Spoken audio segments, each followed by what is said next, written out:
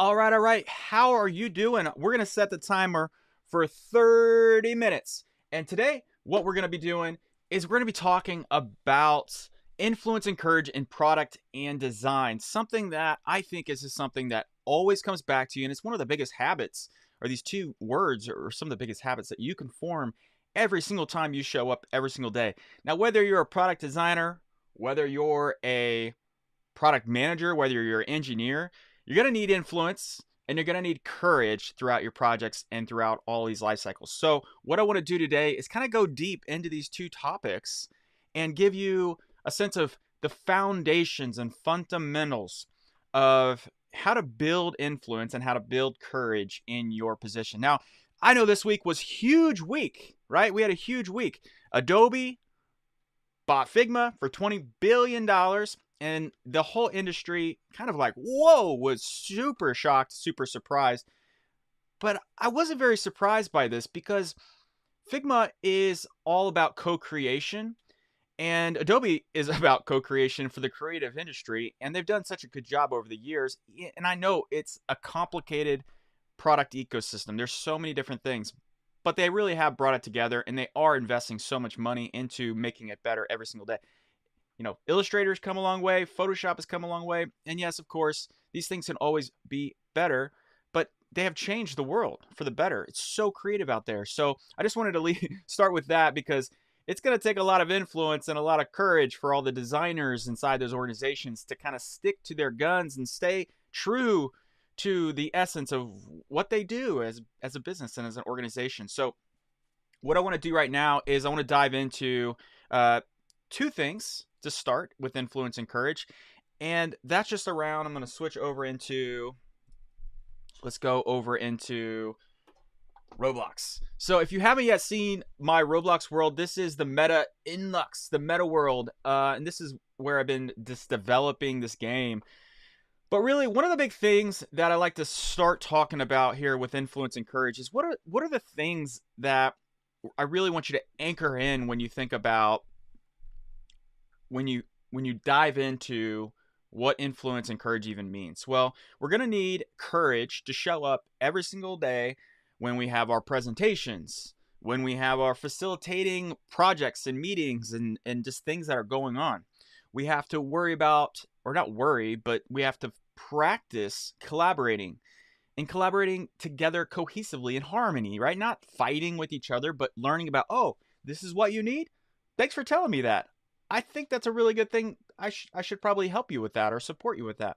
Another thing is like project kickoffs, right? When we're kicking off a project, how do we even think about that? How do we work through that? How do we celebrate our team? How do we do that? That's more of an influential and a leadership role. So leadership's the last one that I wanted to talk to you about was, when you're showing up and you're a leader in your team, how are you modeling and influencing your team in a positive light? Right? How are you showing up for your meetings? How are you performing? How are you helping them grow and develop and just, really come to life? So in this example, I'm showing you basically a product organization, right? We have our CEOs, we have our heads of engineering, we have engineers, designers, QA, and we have just the whole unit. But the thing with this unit is everybody on this team has different roles, they have different responsibilities, they have different ways to get decisions made, and they're just really all trying their best, right? Good intent. They have good intent. Now, as a product designer or as a product manager or as an engineer, the key in this is to really understand the people side, like what the people need and what the processes need. So let me just dive in here and show you a little bit closer what I'm talking about here. So in this graphic, we have the people side, which is business, engineering, design, product, context. So all of these teams need presentations. They need to be facilitated. They need collaboration. They need communication. They need to be able to kick off new projects. They need to be able to work through these things. And for the processes of the business, they need to be able to plan and work on their craftsmanship and really understand the knowledge transfer, collaboration, communication. Now, all of these things are incredibly important, But during that time, as a product leader, as a designer, as you know, as a creator like yourself, we need to understand that there's three core things that we need to do to build more influence and more courage throughout each of these processes that we go through. And the first one is to show up in an authentic way. Now, what do I mean by this? Now, I know that there's talks around like authenticity and it can go many different ways, but the core thing is like you just want to be yourself. You want to show up and be yourself. Now, when I talk about being yourself in an authentic way, this is like showing up with your energy, with your enthusiasm, with your motivation, with your love and care about the thing that you're actually building, right? And not being sorry for that. Like it's who you are. You're a creator, you're a maker, you're who you are. So showing up in an authentic way is incredibly important because that's going to be something that helps you build more courage because you're comfortable in your own shoes. And we want you to be comfortable in your shoes. We want you to be comfortable with what you're doing, what you're creating, what you're making. The second one is preparation. So all the things that I was just showing you a second ago, all these elements, these are opportunities to prepare. Now, when I'm planning, I'm going to need some ways to prepare. When I'm working on my craftsmanship, I'm going to need ways to be able to make sure that my quality bar is where it needs to be. There's knowledge transfer. So the way I'm moving information from team to team or from meeting to meeting or for when I'm kicking something off, how can I prepare better for that moment when I need to transfer information, transfer knowledge to my team? And that also has a lot of leadership capabilities inside there too. And then the fourth one here, collaboration, right? How am I even like moving between projects? I get an intake of information, and how do I share that back out? And how do I collaborate with my team to get to the desired outcomes, right? Communication, right? I'm working on communicating. I'm practicing communicating. I have to do it every single day. So how can I get better at that and prepare just a little bit more before I just jump into things, right? How can I prepare for this moment? And then the same thing goes with clarity, right? When you're trying to understand and get clarity about your projects, what are the things that you're doing to get more clarity, right? Just to feel like you know what's going on, you know that you might have a little bit of uncertainty about what your project outcomes are going to be, but you do know where you want to focus, right?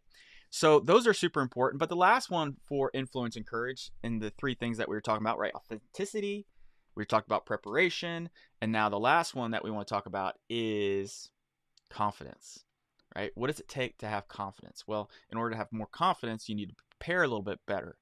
In order to prepare a little bit better, you need to ask more questions up front about, what it is you're trying to achieve, what it is you're trying to grow in, what it is that you're trying to achieve as a team, what it is that you're trying to achieve as a business, right? Forming more clarity and asking more questions can help lead to more confidence about what it is that you're doing. And then that confidence can lead to more courage because you can show up because you know what you need to accomplish and when you know what you need to do. And these sorts of things can just drive an incredible amount of impact. So we have our team, right? And we're thinking about all the things that we need to do to show up confident for this team, to show up more prepared for this team, to show up more authentic for this team. But sometimes that can be harder in practice, right? But when you feel like you're a little detached from confidence or courage or influence, the best thing that you can do is start asking more questions to get more clarity about your business, get more clarity about your role, your responsibilities, and what you're trying to achieve. So what I want to do now is I want to jump into Figma. Now Figma is, a beautiful tool, beautiful tool, beautiful tool. And I just want to write out these things. So if you want to follow along with me and take some notes, I'm just going to write authenticity.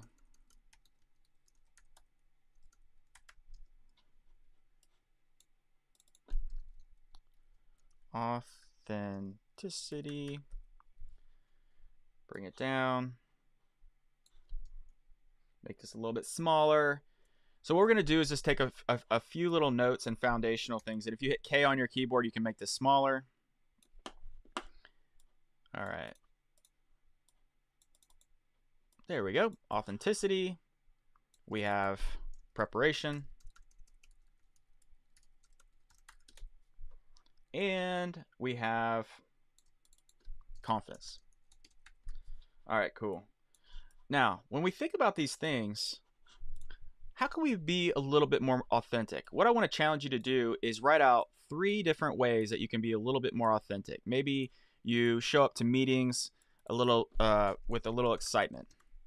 Maybe you show up to meetings a little bit more prepared, right? Like we were talking about with preparation. But we'll move that over into this other bucket. Another way to be authentic is to just love yourself, right? Love who you are. And don't feel like you can't be who you want to be, because you are enough. You are special. You matter. And that is just the truth. So love who you are and connect with what you love. So I know I talked about like excitement, talking about a little love here, talking about loving who you are, but this is an important part of your authenticity and yourself, your true self. We want you to be confident with who you are and show up to work that way.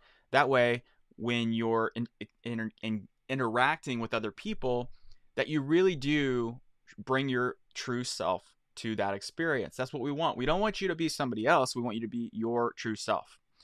And then the second one, let's go over to preparation. I'll move this a little bit over. Okay, cool. Now from preparation side. Preparation. What do I need to prepare a little bit more? I need clarity. I could ask more questions, right? I was talking about from a preparation side too, I can have a plan. Like, what do I have? What's ahead in my roadmap, or what am I trying to achieve? And then what are my priorities? Could be another way that I could prepare. And sometimes preparation can feel like just checking in with your plan. So on my plan in the morning at 8 o'clock, I have a little notification that comes up, and I have a block time from 8 to 9 that says prepare or connect to the plan is what it says. Connect to the plan. So if you can set up like a way for you to connect to your plan and understand what your priorities are, understand what your plan is, understand like a little bit, get a little bit more clarity, you can journal a little bit, then you can lead to a little bit more preparation. All right, now confidence. Confidence and preparation. Confidence is going to lead to preparation, right? So what are ways to feel more confident? When you know what you need to do, so you have confidence in your plan, so you're able to connect to your plan. But think about knowing what your other team members need. So it's just like awareness, increase awareness. I'm just going to take notes, and you can take notes any way you want. So I'm going to bring this over a little bit. So you have awareness, you have a little bit more, you do have clarity, and I would bring that over here as well. And then you also can connect the plan. So these things are connecting you to your greater influence and courage as you enter into your process. And then when I was talking about the elements that are really going to help you, we have presentations. I'll zoom in a little bit here.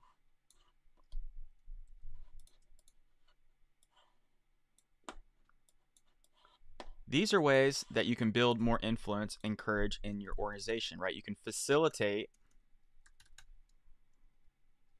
meetings. You can facilitate, and facilitation is literally just like having a way to shepherd the information inside your meetings, inside your projects, inside your team. So you got to have a good facilitator in all of these things. So if we're going back to this, when we're working through a big giant project and we need to be able to facilitate, we also need to even be able to facilitate feedback. So as you have all of these things happening inside your organization, and you're trying to work with, your builders, your designers, your product thinkers, your development team, and your leadership, you got to be able to connect to and facilitate all this information that's coming in to make sure you're on track, to make sure it connects to your principles, your values, your advancements, your success metrics. And even if I come over here, when you think about, you got different milestones that you're working through, you're trying to discover things, you're trying to synthesize things, you're trying to present and work through and build an incredible environment for everybody that you work with. So when you facilitate, that's a way to build influence, and you got to have courage to be able to do that too, because when you show up and you're presenting your work, right, it takes a lot of courage. But if you can really connect to the things you love, you're in a good mindset, you're coming in, you've got clarity about your plans, your priorities, and then you're just walking through your work and just sharing the things that matter. And that's a really fun thing to do when you have prepared for it, when you have built up a plan, when you know exactly what you need to work through with your organization. It just becomes second nature. So collaboration, right? How do we work together? What are the systems, rituals, routines within our organization that's going to make it successful?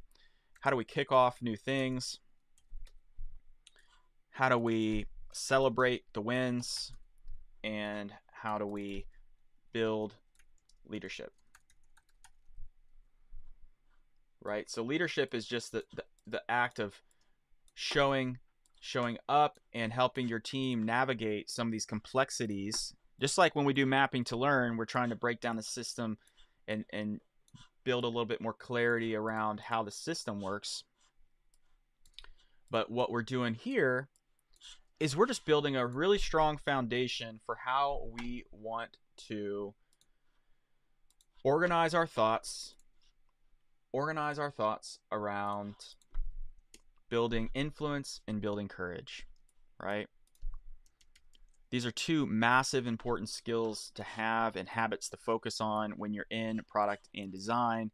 And I just wanted to give you some of these core foundations so that you can start thinking about this in a way that's going to support you as you enter into this field, or as you just elevate your consciousness in this field, right? These sorts of things are always going to be here. You have teams, you have responsibilities, you have this influence that's necessary for you to be successful in your position. There we go. And there we have it. Influence and courage. Pretty cool stuff. Now, I know that you're probably thinking like, well, it's a lot harder. It's a lot harder than just like getting all these things organized. But, well, this is the first start. This is the first step, right? When you first understand your systems and your teams and your rituals and your teams and the things that you do every single week, every single month, every single year as a team, you can start anticipating what your team's going to need. And if you can anticipate what your team is going to need, then you can prepare a little bit better. And if you can prepare a little bit better, then you can already ask yourself the questions that your team is going to ask you, and that you can solve and come prepared with that thinking already ahead of time. Then you can go in and start, executing a little bit better. You can start having and preparing those things in your presentations. You can anticipate the needs, and that's a really just huge part of influence and courage. You can also use what we would call a trade-off formula, and the trade-off formula is a way for you to understand when you are trying to make a decision in the product, you're going to need a little bit more influence in that. So what I want to do actually is go grab that artifact. Here it is. So a couple years ago, I developed this framework, and it's it's not rocket science, but it is a series of questions that you can ask yourself as you're trying to build more influence in your role. For example, let's say that you have option A and option B. Product manager and engineers like option A, and design team likes option B. And you are at this fork in the road where you got to make a decision. Now, oftentimes you could be like, well, I need to make this decision and I'm going to just make it, and it's going to be what it, just because I'm a designer, I'm going to make the call. But the thing is, we want to be a lot more sensitive to the business needs. We want to be a lot more sensitive to the engineering and product needs, and really understand a holistic view of the problem and of that fork in the road and what decision we can make. Now, this happens all the time. Probably every single sprint, there's a trade-off that needs to be made. And the first thing that I like to do is think about, okay, well, what's the time constraints that we have right now? Well, maybe we had to deliver something in the next 2 weeks or the next sprint, and we need to get it out to the public. If we need to get it out to the public, then what can we do to make sure that we're giving them value, and then we can iterate on that along the way. If there's no way for us to iterate along the way, then we might want to hold back. We might want to stop where we're at, right? And we also want to understand what the team goals are. Like, what's the team trying to achieve in this scenario?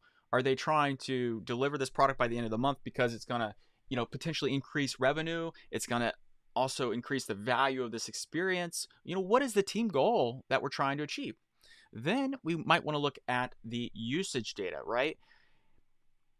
How many people are using this? Should it be a focus? Should we go one way or the other way? You got to have some information. You also got to have some qualitative feedback around, like, well, what have you been hearing? What have you been hearing from the customer? What's the voice of that customer? And what are they trying to tell us? And are we connected to it so that we can make sure that we're making the right decision, or the best decision, or the best decision based on the knowledge that we have? Then we think about the quality bar. Now, is the thing that we're trying to ship, is option A or option B? Is it meet the quality bar of the team? It might not. If it doesn't, then how do you respond to that, right? You're building influence and courage by working through these subjects and asking those hard, difficult questions, right? And then we can kind of course correct based on what's going to happen. Then the last thing that we do is we look at the impact.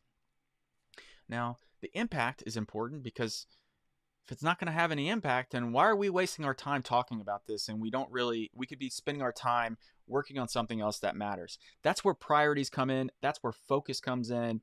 And that's where leadership comes in, right? You got to be able to understand all these things and having a collective consciousness of what all these things are throughout all of your processes, right? Throughout the development life cycle, when you're coming through, oops, sorry about the clouds here. When you're going through and you have these projects and these different milestones that you're trying to hit, milestone 1, milestone 2, milestone 3. This could be like level 1 of the product, level 2, level 3, level 4. These are making the product experiences better. Then, how are you connecting all of those things and making sure that it's going to be able to have that massive impact so you can get to that decision? And I like to use this as just a self-check and as a benchmark for when we're making decisions, we're working through things, so that you can have a really clear idea, like, okay, I'm going to go with option A, and it's going to increase the speed of us getting something out so we can learn, build to learn, versus just ship it and not really understand why we're doing that or why we're shipping it. So I think those are really important facets to understand and to work through as you're trying to build more influence, right? You want to build awareness and systems. And, even if I was to think about preparation, I might even add like another one of awareness. Like, awareness is another really important thing. And awareness might be awareness of the data, awareness of, what's really happening in the product. And oops, I already wrote awareness. Let me come back here. Look at that. My mind was already capturing that earlier. So awareness, clarity, plan. So we're all good here. We got all these different things that we can think about to be a little bit more prepared. And this, in a sense, is like journaling. So if you've never journaled before and you're working through, like, well, how do I build more influence? Like, well, you can come back into these or take a screenshot of this and then, or pause the video and come back and be like, okay, for my authenticity, how can I show up with a little bit more excitement about what I'm doing and a little bit more motivation? What's the core purpose and reason behind what it is, what I'm doing? Then I need to really love who I am. I'm a creator, I'm a maker, and I have what it takes to help and support this team. So I need to love who I am. Then I need to connect to what I actually love and push that love into the experience and push that care, thought, intentionality into this experience so that it can actually serve the customer or serve the team or serve the business. Then I'm going to prepare a little bit better. I'm going to build more clarity. I'm going to understand my plans and my priorities, and I'm going to connect with those things before I jump into these big projects, before I have these kickoffs, before I collaborate, before I facilitate, before I present, before I celebrate, before I do my leadership practices. I'm going to prepare for the moment.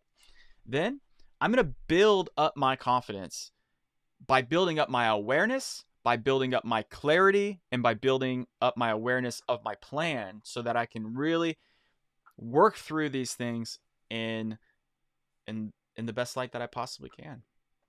And that's it. ladies and gentlemen, that is your influence and courage talk for today. And I hope you enjoyed it. And I hope if you have any other questions about influence and courage and building that inside of your organization, I would love to talk to you. Feel free to comment down below, like and subscribe if you haven't yet done that. And please feel free to reach out to me on LinkedIn, Instagram. I'm at Drew Bridewell on Instagram, and I'm at A Bridewell on LinkedIn. And again, I'm a host and founder of Next Level UX. If you haven't checked out Next Level UX, it is a coaching and development platform just to really help you build these fundamental practices across the 12, which I think from my research is the biggest top 12 habits of product and design and building a high performance ecosystem. And then I'm also head of product and design over at Growth Day, and I just love teaching these things and love being there for you. I go live every single week and on the platform of Growth Day, and I just want to encourage you to have a beautiful rest of your day, and I will see you in the next one. Have a good one.